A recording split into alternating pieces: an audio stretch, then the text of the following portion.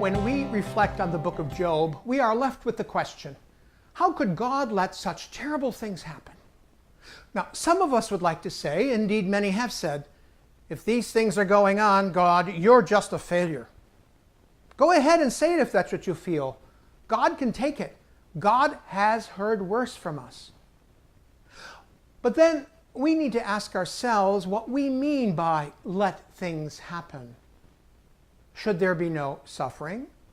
Should there be no mistakes, no freedom? Do you really want God to control every little thing, or only the ones you choose?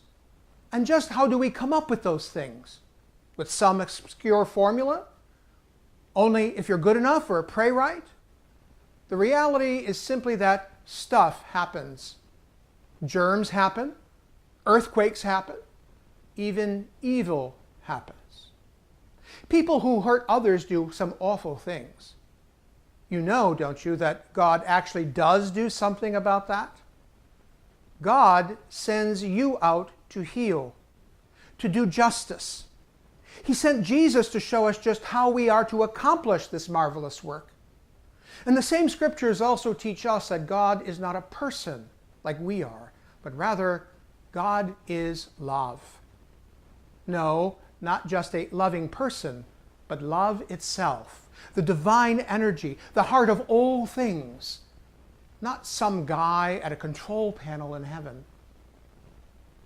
Love manipulates nothing, but love changes everything. Love is the very gravity, the light, the oneness, the air in which everything else unfolds.